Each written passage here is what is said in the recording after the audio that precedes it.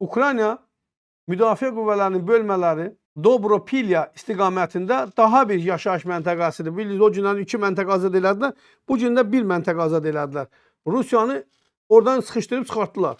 RBS Ukraynaya istinadən xəbər verdi ki, Ukrayna Silahlı Qüvvələri və Milli Qvardiyanın bölmələrinin koordinasiyalı tədbirləri nəticəsində Pankovka qəsəbəsi və ona bitişik ərazilər düşməndən təmizlənib.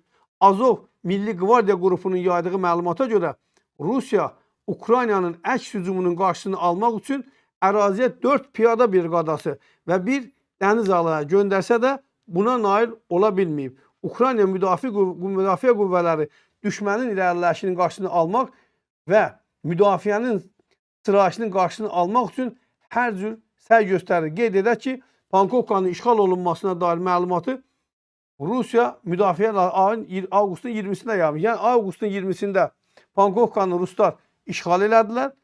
Sentyabr ayının 14-ü, 15-də artıq, yəni bir aydan da az 25 gün ərzində azad olundu. Pankovka kəndi azad olundu dostlar. İndi Rusiyanın iqtisadiyyatına da gələcəyəm dostlar. Bu arada bir şeyi də qeyd edeyim dostlar. Deməli, Peskov bugün açıqlama veribdi. Mətbuat katibi, Kremlin mətbuat katibi deyir ki, NATO faktiki olaraq Ukrayna müharibəsində tərəfdir. Peskov, Polşanın Xarici İşlər Naziri Radoslav Sikorskinin NATO Rusiya ilə vuruşmur sözlərini şərh edərkən belə deyib. NATO de facto bu müharibədə iştirak edir. Kiyevə həm dolayı, həm də birbaşa dəstək göstərməklə alyansın bu qarşıdurmada iştirakı artıq sübuta ehtiyac duymur. Əvvəla mən buradan Peskovun sözünə münasibətimi bildirmək istəyirəm. Qərb NATO, Ukrayna, Qərblə NATO Rusiyanı müharibə eləmir dostlar hələ. Sadəcə Ukraynaya dəstək verirlər. Əgər NATO qüvvələri özü də Qərb açıq şəkildə Ukraynaya silah tədarük eləsəydilər, uzaq mənzilli raketləri atılmasına izin versəydilər, müharibə bugün tamam başqa bir məcarədə olacaqdı. Təbii ki, hər iki ölkə dağılmağa məhkum olacaqdı. Əvvəla mən buradan dəyərli izləyicilərimin diqqətinə bir şey çatdırıram. Mən məsələn Putinin yerinə mən olsaydım, mən utanardım Ukrayna hücum eləyəndə. Çünki Ukrayna bilirsiniz 90-cı illərdə təhlükəsizlik zəmanəti alandan sonra Amerika tərəfindən silah sənayesini arxa plana keçirdi.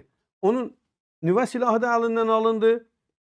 Silah sənayesini bir xeylə arxaya atdılar və Ukraynanı belə deyək, tərki silah elədilər. Amma bu illər ərzində, yəni bu 30 il ərzində Ukraynadan fərqli olaraq Rusiya həm nüvə silahını çoxaltdı, həm silah sənayesini daha da gücləndirdi və dünyada silah bazarında birinci beşlikdə yer tutdu. Fikir verin ha, diqqət elə. Mən Putinin yerinə həqiqətən utanardım Ukrayna hücum eləyəndə. Elə birisi nə yoxşur? Əliyalın bir adam durub, digər tərəf isə tam yaraqlıdır. Bıçağından, xəncərindən, qılıncından, avtomatından, pulemyotundan, topundan, nə bilim, qumbarasından, hər şey adam tam silahlıdır, tam. Hətta silahı üstündə gəzdirə bilmir, o qədər silahı var. Hücum eləyir bir silahsız insana, məhv eləyəcəm adı altında. Silahsız insanın buna göstərdiyi müqavimətdən dolayı yarım yamalaq qalır yolun ortasında. Hələ bir utanmaz NATO deyir. NATO bizlə vuruşur. NATO sizlə harada vuruşur? NATO təyyarələrmi verdi? Xüsusi silahlarmı verdi? NATO xüsusi raketlərmi verdi ki, Moskvanı vursun? Halbuki Moskvanı çox rahat şəkildə vura bilərlər. Sadəcə vurmurlar bugün. Və Trump artıq yavaş-yavaş səbrim tükənir deyir. Bugün Rusiyanı işğalçı adlandırdı Trump. Dedi ki, təbii ki, bugün 8.000 içki veriblər. 8.000 bir günə. Təbii ki, 8.000 olmalıydı, daha çox da ola bilərdi. Çünki niyə? İşğalçı tərəf daha çox içki verməlidir. Yəni, bugün artıq Trump onu işğalçı adlandırdı. Trump'ın marağı burada özünü kənara qoyub Avropanı bura cəlb eləməkdir. Avropanı bura cəlb eləməkdə məqsədi isə Avropanı özündən tam asılı vəziyyətə gətirməkdir ki, sabahlarım Avropa nə Rusiya ilə, nə Çinlə, nə bir başqası ilə anlaşa bilməsin. Çünki mən ötən verilişlərimdə demişdim, Çin Avropanın ticarətinin 60%-ni artıq sahiblik edir. Bu çox ciddi bir rəqəmdir. 750 milyona yaxın olan Avropa dövlətlərinin ticarət dövriyyəsinin 60%-i Çinləndir. Təbii ki, bu da Amerikanı narahat eləməyə bilməz. Amerika çox narahat olur. Hətta mən o vaxtları bir məsəl də çəkmişdim. Çinə getmişdim 2011-ci ildə. Orada nəyi öyrəndim dostlar? Deməli, Vyetnamlılar çox yaxşı yataq şeyləri var, dəstlərdə çıxol mələfəza demirlər. Bunlar dəsmaldır, bu otellər üçün hazırlanan şeylər. Bunların hamısı orada istehsal, Vyetnamda istehsal olunur. Deməli, dünyada ən yaxşı brend İtaliyanındır. Bu həmən o bel yollarda, ağlarda da, çıxol mələfədə, nə bilim, balıncüzlə, dəsmalda, belə şeylərdə. Ən yaxşı brendlər İtaliyanındır. Deməli, İtalyan şirkətləri Vyetnamda zavod tikiblər, fabrikləri açıblar, orada istehsal edirlər ucuz qiymətə, hətta ayaqqabını belə orada ucuz edirlər, İtalyan ayaqqablarını, koja ayaqqabılar 10 dollar, 15 dollara başa gəlir İtaliyada, Vyetnamda. Amma həmin, deməli, ayaqqabılar İtaliyada topdan 500 dollara satılır. Deməli, müraciət edir, bunlar gedirlər gəmi ilə malları Vyetnamdan vururlar, gətirirlər İtaliya və İtaliyadan İtalyan malı adı altında bütün dünya ixrac edirlər. Və onların böyük bir zavodları həm də Çində yerləşir.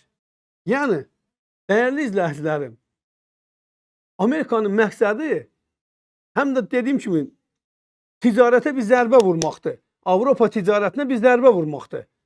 Və Avropanı özündən asılı eləməkdir. Amerikada istehsal olunan mallar keyfiyyət baxımından yaxşıdır, Avropanın öz malı kimidir və baha qiymətə Avropaya gəlir. Ona görə də sərf eləmir Avropalılara. Avropalılar ucuz mal istəyirlər. Çindən gələn, Azərbaycana gələn mallardan getmir, ha söhbət.